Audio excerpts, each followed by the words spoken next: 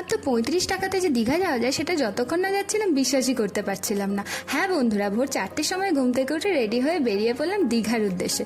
বাড়ি থেকে রিজার্ভ গাড়িতে 20 মিনিট জার্নি করার পর পৌঁছে গেলাম পূজালি ফেরিঘাটে। আর এই ভোর হতে আমি যে কত বছর পর দেখছি তার কোনো আইডিয়াই ছিল না আমার।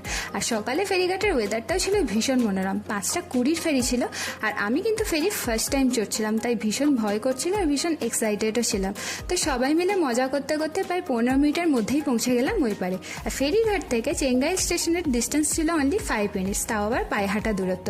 আর এই দেখো, এই রাস্তাটা এত সুন্দর ছিল, সকালে তো যেতে ভীষণ ভালো লাগছিল। আর গাছ ভর্তি কাঠচাপা ফুল দেখতে দেখতে আমরা 2 মিনিটের মধ্যেই পৌঁছে গেলাম চেঙ্গাইল স্টেশনে।